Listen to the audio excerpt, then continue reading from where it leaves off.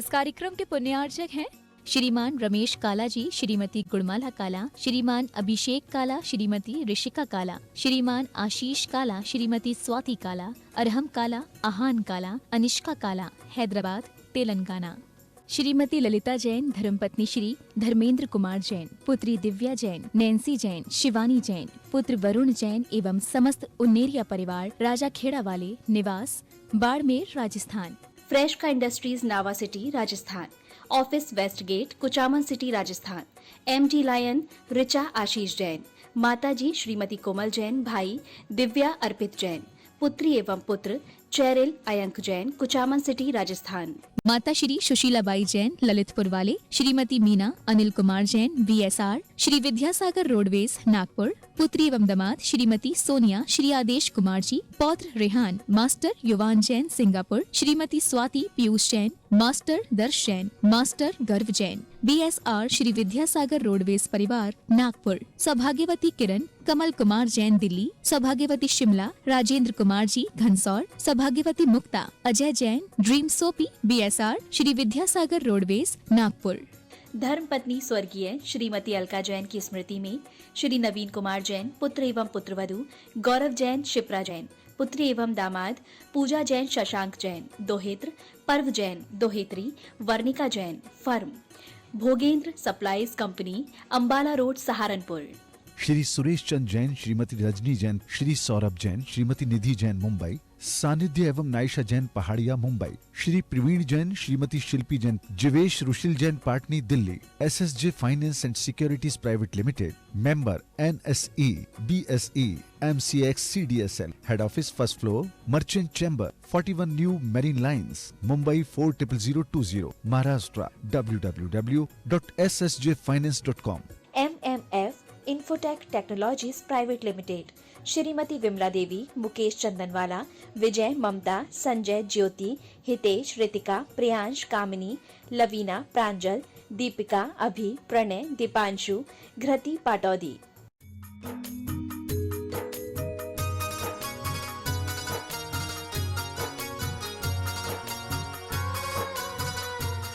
देवादिदेव 1008 श्री भगवान महावीर स्वामी की जय जय जय। अहिंसा परमो धर्म की जय जय जय। परम पूज्य आचार्य गुरुवर श्री विद्यासागर जी महाराज की जय जय जय। परम पूज्य 108 मुनिवर श्री प्रमाण सागर जी मुनिराज की जय जय जय। परम क्रम से रह सागर जी मुनिराज की जय जय जय। नमोस्तु। भाव यात्रा से भव यात्रा के रहस्य को हम सब समझ रहे हैं। भाव से ही मुक्ति है, भाव से ही बंधन है, भाव में ही सुख है और भाव में ही दुख। हमारे भावों का ये प्रवाह पर पल पल बदलता रहता है। जैसे कोई पताका हवा के रुख से कभी दाएं तो कभी बाएं होती है, लहराती रहती है। वैसे ही हमारा मन भी छोटे छोटे निमित्तों को पाकर या अपने पुराने संस्कारों से प्रेरित होकर इधर उधर होता रहता है। आपने ध्वजा को देखा होगा, सामान्य स्थिति में ध्वजा प्रायः स्थिर रहती है, लेकिन जब वायु का वेग विशेष होता है तो बहुत ज़्यादा फड़फड़ाने लगती है। हमारे मन की स्थिति भी कुछ ऐसी ही है। सामान्य अवस्था में हमारे मन में स्थिरता होती है और वह स्थिरता अपने संस्कारों के अनुरूप होती है, लेकिन निमित्तों से प्रभावित होकर हमारा मन बहुत जल्दी अपना रंग बदलने लगता है, उसमें अस्थिरता होती है। हमें अपने दोनों तरह की भावधारा को समझकर उसे संभालने और संवारने की आवश्यकता और अपेक्षा है। जो निमित्तों से प्रभावित होती है उसे हम निमित्तों से दूर होकर के ठीक कर सकते हैं, लेकिन हमारे भीतर के संस्कारों को दूर करने के लिए हमें खुद जागरूक होना पड़ेगा। इस आशय की बात पिछले अनेक दिनों से आप सबके मध्य चल रही है। हमने एक एक लेशा के माध्यम से अपनी भाव दशा का आकलन किया। कई लोग सोच रहे हैं कि ये तो बहुत अच्छी बात है, महाराज जी ने बहुत अच्छी बात कही, अब हमें अपनी भावधारा सुधारना चाहिए। इस इच्छा मात्र से अगर हमारी भावधारा सुधर जाए तो अब तक तो हमारा बेड़ा पार हो गया होता। इच्छा के बिना भावधारा में सुधार नहीं होता, ये सही है, लेकिन इच्छा मात्र से भावधारा नहीं सुधरती। हमें इच्छा के बाद संकल्प और प्रयत्न भी करना होगा, और उस दिशा में हम प्रयत्न करें। अभी तो मैंने आप सबके सामने एक आईना भर रखा है कि अपने आप को पहचान लो, अपने आप को पहचान लो। दुनिया में सही पहचान कराने वाले लोग विरल होते हैं। मनुष्य की उसकी असलियत का बोध बताने वाले लोग बहुत कम होते हैं। ज़्यादातर तो हाँ में हाँ मिलाने वाले लोग ज़्यादा होते हैं, और जो हमें हमारी स्थिति में ही संतुष्ट करने की बात सिखाते हैं। लेकिन संत सदैव व्यक्ति के हित की बात करते हैं, उसे उसकी वास्तविकता का पाठ पढ़ाते हैं और कहते देख तू है क्या और तुझे होना क्या चाहिए। जो तू है वो तेरा स्वरूप नहीं है, तुझे जो होना चाहिए उसे देख, उसे पहचान और उसकी अभिव्यक्ति का प्रयत्न कर। ये असंभव नहीं है, प्रयत्न साध्य है। थोड़े से प्रयत्न के बल पर तो वह सब कुछ हासिल कर सकता है जो अब तक अनुपलब्ध रहा है। थोड़ा अपनी चेतना को जगा, उठ, आगे बढ़, सतत प्रयास कर, जीवन में परिवर्तन घटित हो जाएगा। बस इतनी सी प्रेरणा अंतर मन में जग जाए तो जीवन का रूपांतरण अपने आप घटने लगता है। हमने अपनी भाव यात्रा को कृष्ण लेशा से शुरू की थी, आज शिखर पर पहुंच गए हैं। वह है शुक्ल लेशा।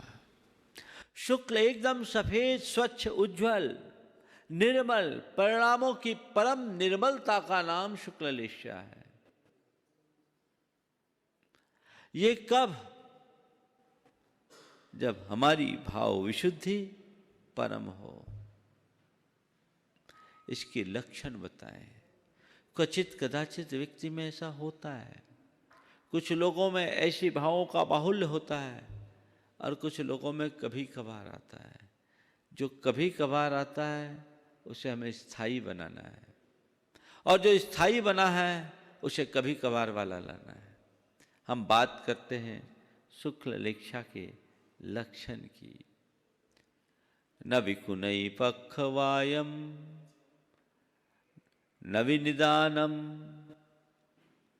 न विकुनई पक्षवायम न विनिदानम, सवत्थ समो न विराग दोष मोहो, न विहुने हो सुकस। शुक्ल लेशा में सबसे पहली बात न विकुनई पक्षवायम, कोई पक्षपात नहीं।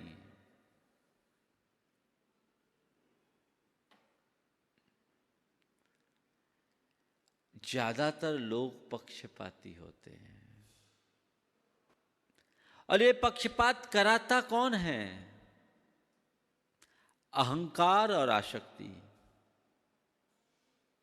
अपने मन में पलने वाले अहंकार के कारण मनुष्य पक्षपाती होता है या आसक्ति के कारण पक्षपाती बनता है। और जहां पक्षपात होता है वहां विग्रह और अशांति होती है। मैं आपसे एक सवाल करता हूं, कोई आपके साथ पक्षपातपूर्ण व्यवहार करे तो आपको वो सुहाता है क्या? नहीं ना। उसका ये पक्षपातपूर्ण रवैया ठीक नहीं। तो भैया, जब औरों का पक्षपातपूर्ण व्यवहार तुम्हें नहीं सुहाता तो तुम्हारा पक्षपातपूर्ण व्यवहार औरों को सुहाएगा क्या? लेकिन लोगों की प्रवृत्ति बिल्कुल अलग है। हम बिगड़े तो बिगड़े रे भाई, तुम बिगड़ो तो राम दुहाई। ये जो प्रवृत्ति है यही हमें सुधरने नहीं देती। अगर हम चाहें तो हम औरों को देखकर अपना जीवन बदल सकते हैं। दूसरों की जो प्रवृत्ति हमें अच्छी नहीं लगती, यदि हम उसे अपने अंदर उसे दूर करना शुरू कर दे तो जीवन बदल जाएगा। किसी संत से किसी ने पूछा कि आपने तमीज किससे सीखी? आपने तमीज किससे सीखी? जवाब दिया, बदतमीजों से। सामने वाला आश्चर्यचकित रह गया। तमीज भी बदतमीजों से सीखने की चीज है, आखिर आपने ऐसा किया कैसे? बोला, मैंने हमेशा बदतमीजों के व्यवहार को देखा और उससे परहेज किया, नतीजा मैंने तमीज सीख ली। तुम्हारे अंदर दृष्टि हो तो तुम हर व्यक्ति के माध्यम से जीवन का बड़ा पाठ पढ़ सकते हो। वो तुम्हारे जीवन के रूपांतरण का आधार बन सकता है। लेकिन लोगों का रवैया ही बड़ा पक्षपाती अपने प्रति। मेरी गलती भी मजबूरी है और सामने वाले की मजबूरी भी जानबूझकर की हुई गलती है ये टेंडेंसी? जानबूझ करके भी तुमने कुछ किया नहीं, मैंने किया नहीं, हो गया, ये मेरी मजबूरी है, गलती से हो गई, हो गया, ये काम मुझसे गलती से हो गया। और किसी ने गलती से कर दिया तो तुरंत आरोप। ये पक्षपात है ना,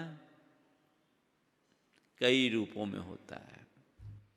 सबसे पहला कारण पक्षपात का अहंकार।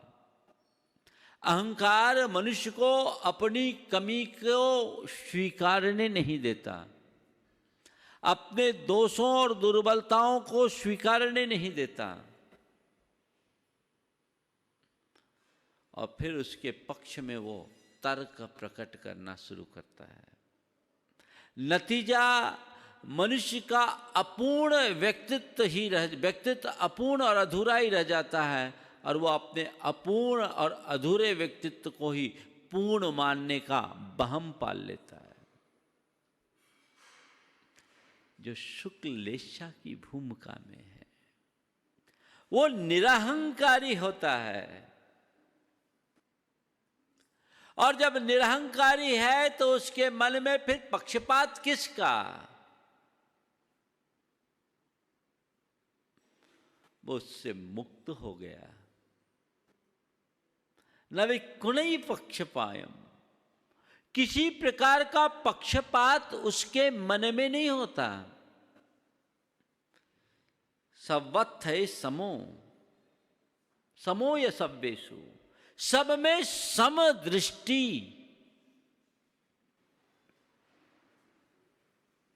अपने मन से पूछो, मेरा मन कितना पक्षपाती है? दो व्यक्ति हैं, किसी एक वस्तु के दोनों बराबर के हकदार हैं, पर एक तुम्हारा जिसे तुम अपना बोलते वो है, और एक अनात्मी है। तुम किसे प्रमुखता दोगे? हाँ, अपने वाले को।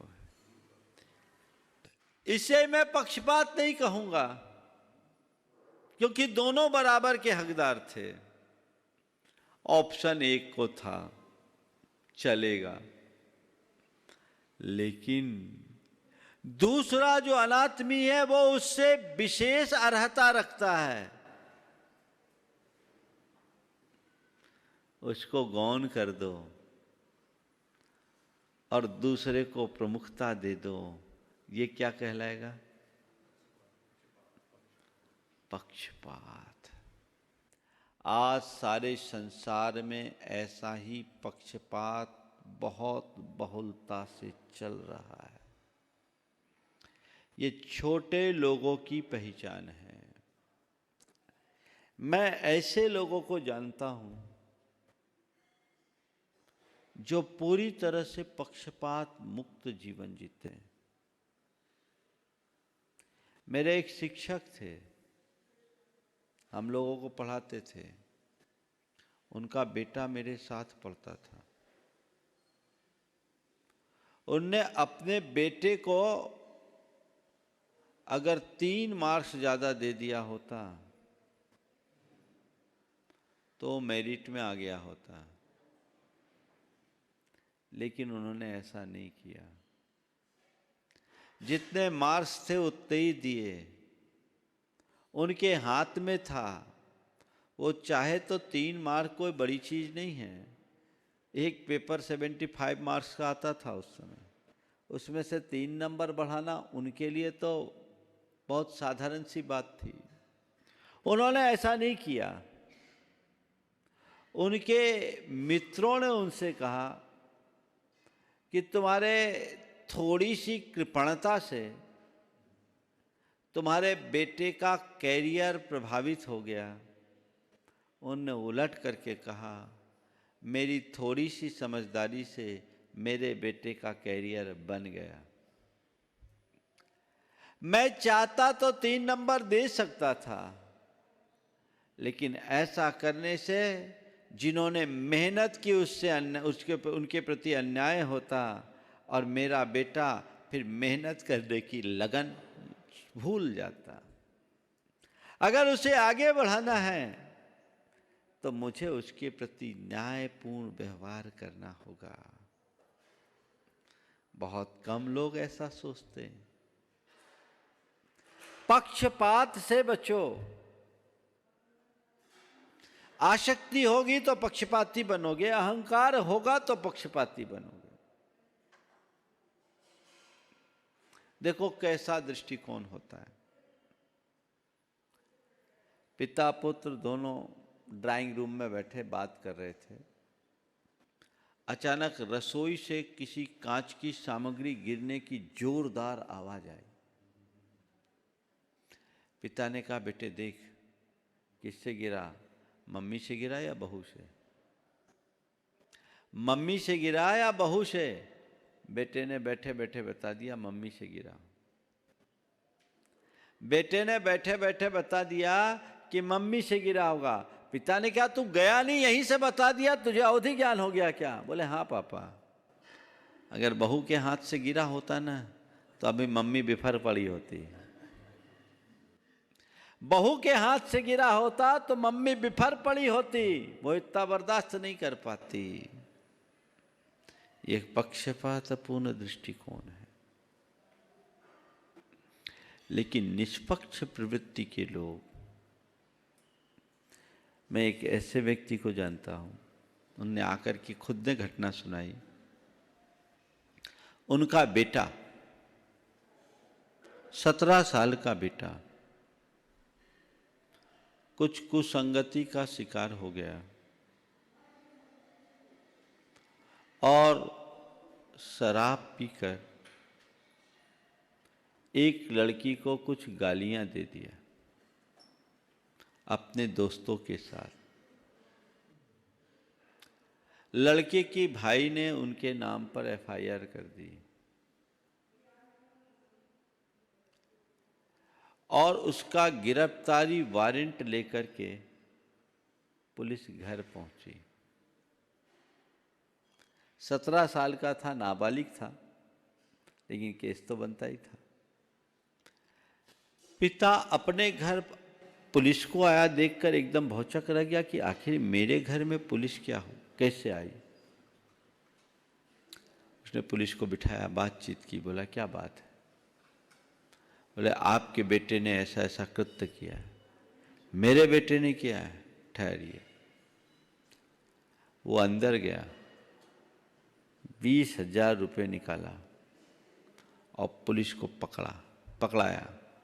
बोले रुपये लीजिए और इसको इतनी मार मारिए, इतनी मार मारिए, इतनी मार मारिए कि दोबारा ये ऐसी गलती करने की कल्पना भी ना कर सके। मुझे आश्चर्य है कि मेरा बेटा ऐसा क्यों कर लिया। पुलिस वाला तो पहला पैसा देते समय सोच रहा होगा कि ये कहेंगे कि हमारा फाइल बदल दीजिए, नाम हटा दीजिए।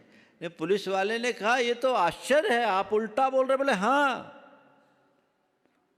मैं जानता हूं कि आज अगर मैं बेटे का पक्ष लूंगा तो कल मेरा बेटा बड़ा अपराधी हो जाएगा, और आज उसे अगर सही नसीहत मिलेगी तो उसका पूरा जीवन सुधर जाएगा। आपसे मैं पूछना चाहता हूं, क्या पिता का यह दृष्टिकोण गलत था? गलत था या सही? और यदि वो अपने राग में, अपने मोह में अपने बेटे का पक्ष लेता तो वो बेटे के भविष्य को सुधारने वाला होता या बिगाड़ने वाला? पिता के एक स्टैंड से बेटा का जीवन सुधर गया। बंधुओं, पक्षपाती मत बनिए। छोटे छोटे लोगों के बीच पक्षपात के कारण कई घर फूट गए। 3 भाइयों का एक परिवार, तीनों में प्रगाढ़ प्रेम। एक दिन बड़ा भाई बाजार से फल लेकर आया। बड़े भाई के सामने उसका बेटा जो 5 साल का था वो आम के लिए आया, और छोटे भाई का बेटा 3 साल का था, वो भी आम मांगा। बड़े भाई ने आम निकाला, छोटे भाई का बेटा आगे था लेकिन वो बड़ा आम था, उसने उस आम को वापस नीचे रखा, छोटा आम निकाल करके छोटे भाई के बेटे को दिया और बड़ा आम फिर से निकाल करके अपने बेटे को दिया। छोटे भाई ने ये सब देख लिया। छोटे भाई ने ये देख लिया, उसे लगा कि अब हमारे घर में पक्षपात आ गया, अब ये घर चल नहीं सकता। वो उसी दिन अपने पिता के पास गया और कहा, पिताजी अब हमें साथ नहीं रहना,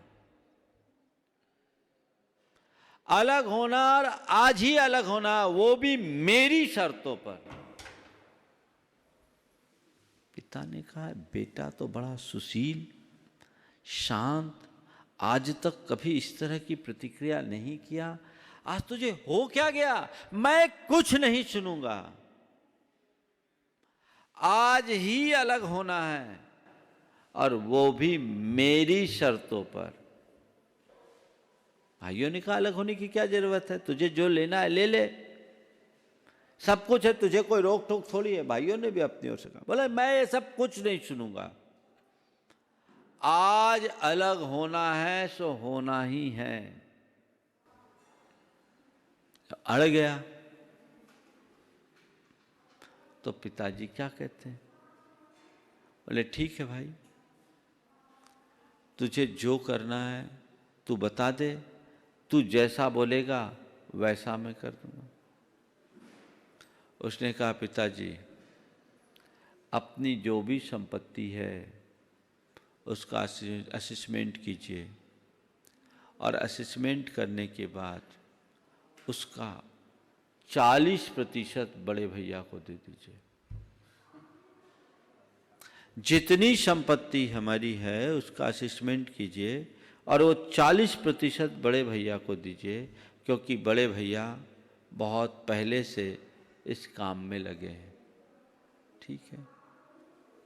उसके बाद उसने बोला कि 40 के बाद दूसरे भैया के लिए 35% दे दीजिए, और तीसरा हिस्सा 25% का निकालिए, वो मुझे दीजिए। 40, 35, 25। पिता आश्चर्यचकित, ये क्या कर रहा है? बोले हाँ पिताजी, मैं जानता हूं इस कारोबार को बढ़ाने में बड़े भैया का सबसे बड़ा रोल है, इसलिए बड़े भैया सबसे ज़्यादा हकदार हैं। वो हमारे बहुत पहले से ही कारोबार में लग गए थे, उनने इस सारे एम्पायर को खड़ा किया। मझले भैया भी मुझसे 5 बरस पहले से इस कारोबार में लग गए, तो उनका भी हक मुझसे ज़्यादा है, इसलिए मैंने उनको 35% में रखा हूँ, और आप हमें 25% दे दीजिए, हम इससे संतुष्ट हो जाएंगे। शायद ही दुनिया में कोई ऐसा हिस्सा बांट हुआ होगा, एक ही रात में सारा काम हो गया। नवै कुनई पक्षवायम, जो पक्षपात नहीं करता उसने पक्षपात को देखा और पक्षपात रहित होकर के विभाजन कर दिया। छोटी छोटी बातों में जो पक्षपाती बनते हैं वो कहीं के नहीं होते। जब पक्षपात छोड़ोगे तब ऊपर चल पाओगे। रामायण पर आधारित एक घटना है। कहते हैं कि जब लंका विजय के बाद रामचंद्र जी लक्ष्मण जी का सीता जी से मिलन हुआ, वो दृश्य बड़ा मनोहर था। उस दृश्य को देखकर सभी खुशी से झूम उठे,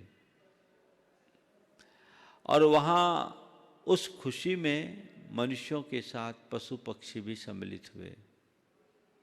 वहाँ भक्ति करते करते करते करते एक मोर इतना नाचा, इतना नाचा, इतना नाचा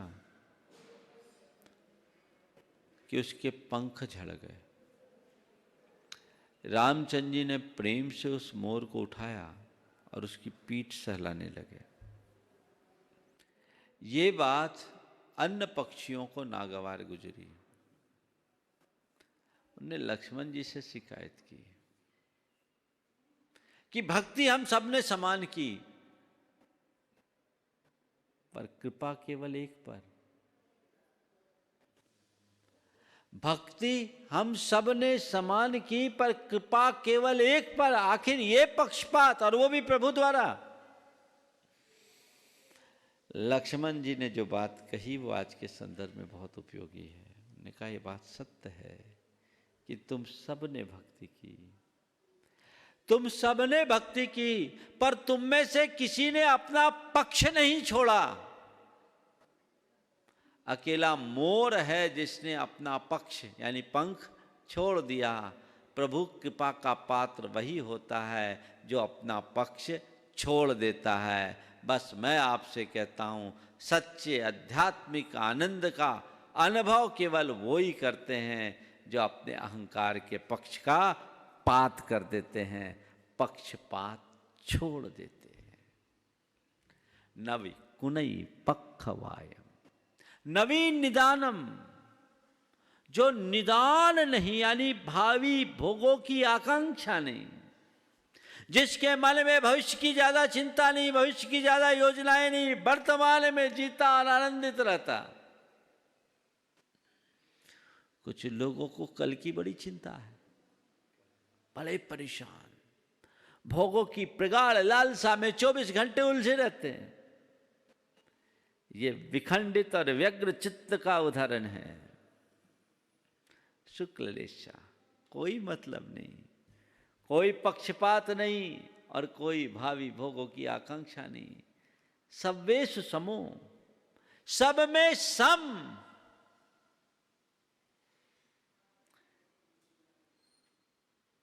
अच्छे में बुरे में, लाभ में हानि में, संयोग में वियोग में, जीवन में मरण में, आने में जाने में, जय में पराजय में, मान में अपमान में, इष्ट में अनिष्ट में, सब में समता की प्रतिमूर्ति।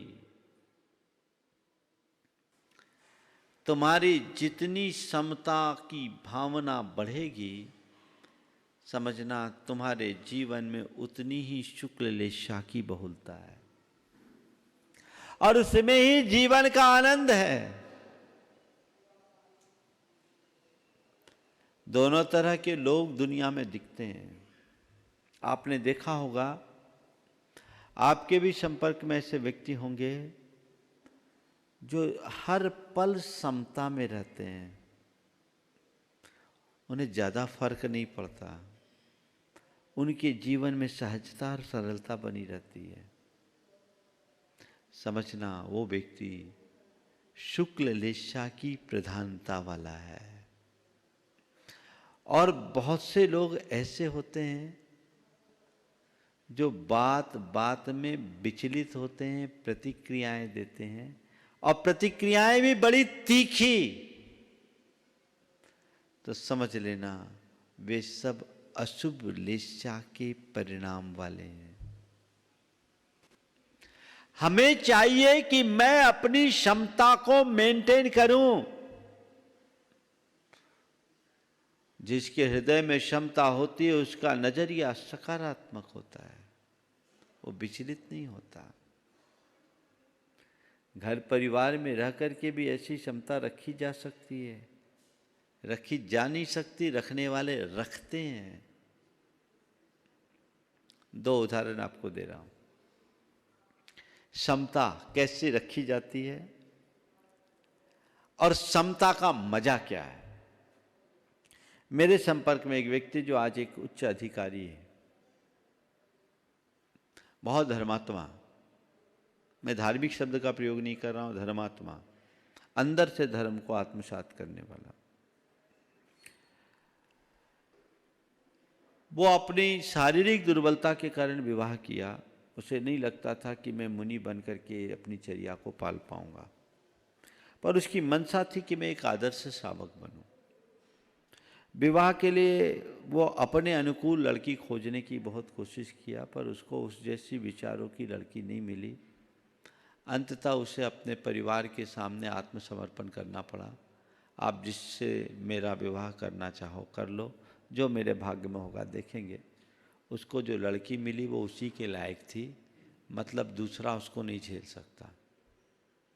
ये जितना धर्मी वो उतनी अधर्मी। ये बड़ी सात्विकता से भोजन करे, जमी कंद न खाए, आलू प्याज न खाए, इसकी थाली में जानबूझकर वही परोसा जाए।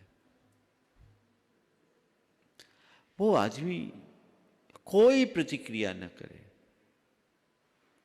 अगर कुछ ऐसी चीजें परस्ती जाए जो उसको खाने योग्य नहीं है, उसे छोड़कर बाकी खाने योग्य चीज खाए, पानी पीकर आए और उसे ला करके बाहर कुत्ते को खिला दे, गाय को खिला दे, कुछ ना बोले।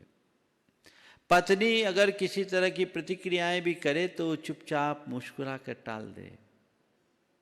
कई कई बार तो ऐसा हुआ कि केवल उसे पानी पीकर उठना पड़ा,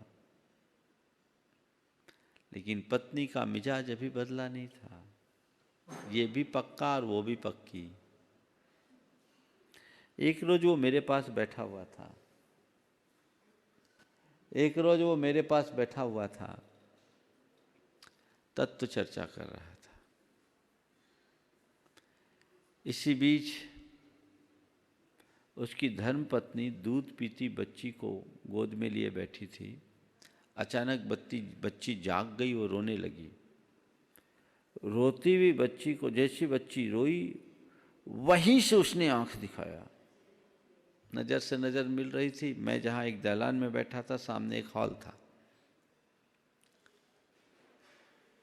जैसी उसकी पत्नी पर नजर पड़ी, सारी चर्चा बीच में छोड़कर उसने कहा, महाराज अभी आता हूं।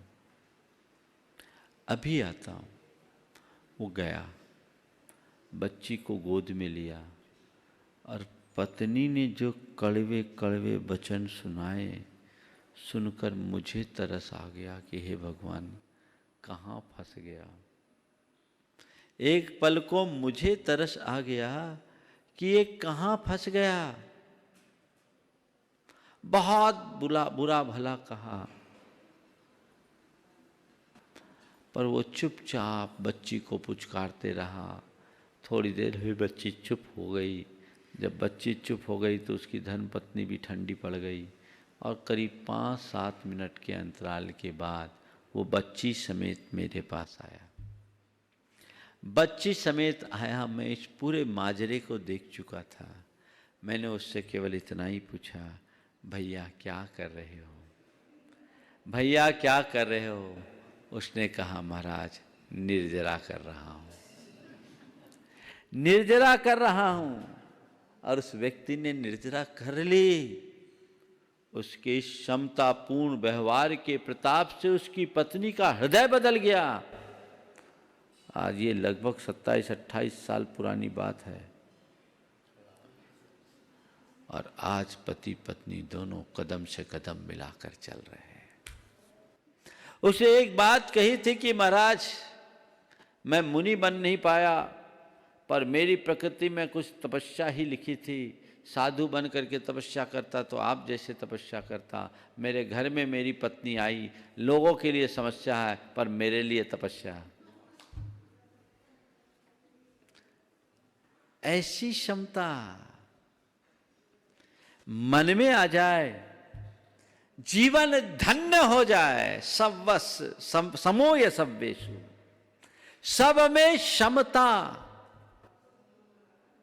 एक दूसरा प्रसंग आपको बता रहा हूं। मैं ज्यादा लंबी चौड़ी बातें करने की जगह मैं वो बातें आपके बीच रखना चाहता हूं जो लोगों के जीवन में घटा है और जिसको आप अपना आदर्श बना सकते हो। एक व्यक्ति जो बहुत वर्षों से बीमार, बीमारी ऐसी कि मानो रोम रोम में ऐंठन हो, कोई दवाई काम में नहीं आती। आप सोच सकते हैं ऐसा व्यक्ति जिसके पूरे शरीर में दर्द हो, रोम रोम में ऐंठन हो, उस पर से कोई दवाई काम न करे, उसकी क्या दशा होगी। बहुत सारे लोग तो ऐसी दशा में जीवन से हार बैठते हैं, आत्महत्या करने के लिए उतारू हो जाते हैं। लेकिन धन्य है वो व्यक्ति, उनके परिवार के लोगों ने उसके बारे में मुझे बताया। करीब 15-17 वर्षों से उस बीमारी को भोग रहा था। लोगों ने मुझसे कहा, महाराज कोई उपाय बताइए, कोई बीमारी काम में नहीं आ रही, कोई बीमारी पकड़ में नहीं आ रही है, दर्द हमेशा रहता है और दवाई कोई लग नहीं रही। अब दवाई लगे कैसे, बीमारी पकड़ में आए तब तो।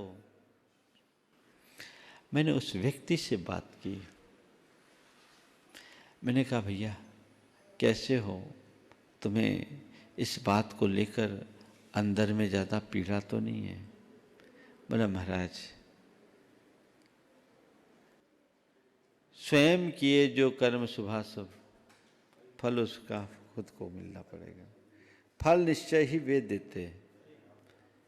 महाराज मैंने अपने कर्म किए हैं, उसका फल तो मुझे भोगना ही पड़ेगा। महाराज जी बस आप सबकी प्रताप से, गुरुओं की कृपा से बचपन में मुझे थोड़ा आत्मा का ज्ञान मिला। मैं उसी के बल पर जिंदा हूँ। मैं यही सोचता हूँ कर्म का उदय है, टल जाएगा। शरीर में पीड़ा है, कहने से क्या होगा, सहना होगा। सो मैं सहता हूँ। तन को पीड़ा है, मन को नहीं। महाराज मैं कोशिश करता हूँ इसे यथासंभव सहने की, और मैं कभी किसी से कुछ नहीं कहता। जितना दर्द है, कभी कभी महाराज दुर्बलता मेरे अंदर है, वेदना जब प्रबल हो जाती है मैं बहुत कोशिश करता हूँ कि उसको प्रकट न करूँ, पर कभी कभी रात्रि में नींद में मेरी कराह होती है तो मेरी पत्नी और बच्चे व्याकुल होते हैं। मैं तो, आप तो ऐसा आशीर्वाद दो कि सपने में भी मेरी कराह न निकले, चाहे दर्द की वेदना कितनी हो। मैं आपसे पूछता हूँ, ये सोच किसी योगी की सोच से कम है क्या? मैंने उसको समझाया कि ठीक है, समझाने की ज़रूरत ही नहीं थी, वो समझाया व्यक्ति था। बोले घबराओ नहीं। परिवार के लोगों को समझाया। पत्नी डिप्रेशन में थी, वो तो ठीक था, रोग भोगते हुए भी ठीक, और उनको कुछ रोग नहीं तो भी बीमार। मैंने उन सबको समझाया, देखो कर्म का उदय है और ये व्यक्ति इस बीमारी के माध्यम से तपस्या कर रहा है। कर्म आखिर एक दिन हारेगा, आत्मा जीतेगी, सब ठीक हो जाएगा, सब ठीक हो जाएगा, सब ठीक हो जाएगा। और मैंने पता नहीं, कभी कभी किसी के भाग्य से अच्छे भाव मन में आ जाते हैं। हमने कहा एक काम करो, इसको वो आता है ना हर श्रृंगार, हम बोले इनको हर श्रृंगार के पत्ते का काढ़ा दो, उससे उसको फर्क पड़ेगा। और नमोकार मंत्र की आराधना करो। होनहार अच्छी होती है तो छोटा सा निमित्त भी बड़ा काम कर जाता है। आप सब सुन करके आश्चर्य करोगे, उस व्यक्ति को 1 महीने में ही आराम मिल गया, आज सारा दर्द ठीक है। इसमें क्या हुआ? उसकी क्षमता ने उसके दर्द को दूर कर दिया। कर्मोदय था, निकल गया। कर्म कितने दिन टिकेगा, कितना हैरान करेगा, लेकिन इतना धैर्य हो तब तो, इतना साहस और संबल हो तब तो। बहुत कम लोगों में ऐसा धैर्य रह पाता है, साहस रह पाता है। अपने अंदर समता की वृद्धि करने का अभ्यास कीजिए। समता में समाधान है, आकुलता में दुख है। इस बात को अपने जीवन का बोध वाक्य बना लीजिए। मुझे प्रतिक्रिया नहीं करनी, समभाव में स्थिर रखना है। जीवन का रस और जीवन का आनंद इसी में उद्घाटित होगा, जो हमें एक अलग प्रकार की अनुभूति देता है। न विराग नथी ये राग दोषो, नेहो विहु सुख कलेशस, जिसमें न किसी से राग हो, न द्वेष हो, न स्नेह हो। वो एक बीत रागता का आदर्श है। जीवन धारा की सर्व परिष्कृत और विशुद्ध अवस्था शुक्ल लेशा है। कोशिश करें। मैं आपसे कहता हूं, 24 घंटे शुक्ल लेशा में तो बड़े बड़े योगी भी नहीं रह पाते, पर कम से कम 24 घंटे में एक दफे उस शुक्ल लेशा के परिणाम में तो आओ।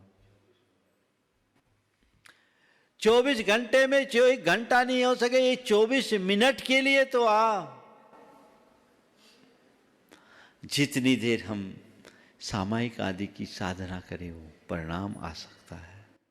भावना योग इसका बड़ा कारगर उपाय है, अपने दोषों, दुर्बलताओं और दुर्गुणों को दूर करने का। नियमित अभ्यास करें, बदलाव घटित होता है। जय बोलो परम पूज्य आचार्य गुरुवर श्री विद्यासागर जी महाराज की। इस कार्यक्रम के पुण्यार्चक थे श्रीमान रमेश काला जी, श्रीमती गुणमाला काला, श्रीमान अभिषेक काला, श्रीमती ऋषिका काला, श्रीमान आशीष काला, श्रीमती स्वाति काला, अरहम काला, आहान काला, अनिष्का काला, हैदराबाद, तेलंगाना। श्रीमती ललिता जैन, धर्मपत्नी श्री धर्मेंद्र कुमार जैन, पुत्री दिव्या जैन, नैन्सी जैन, शिवानी जैन, पुत्र वरुण जैन एवं समस्त उन्नेरिया परिवार, राजा खेड़ा वाले, निवास बाड़मेर, राजस्थान। फ्रेश का industries Nawa city, Rajasthan. Office west gate, Kuchaman city, Rajasthan.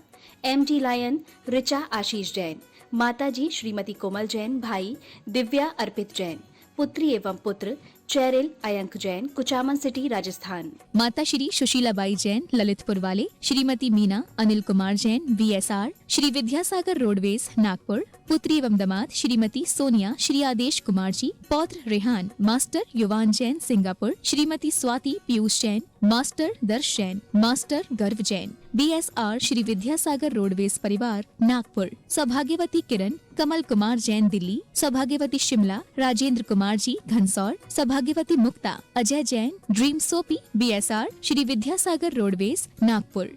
धर्मपत्नी स्वर्गीय श्रीमती अलका जैन की स्मृति में श्री नवीन कुमार जैन, पुत्र एवं पुत्रवधू गौरव जैन, शिप्रा जैन, पुत्री एवं दामाद पूजा जैन शशांक जैन दोहेत्र, पर्व जैन दोहेत्री, Varnika Jain firm, Bhogendra supplies company, Ambala road, Saharanpur.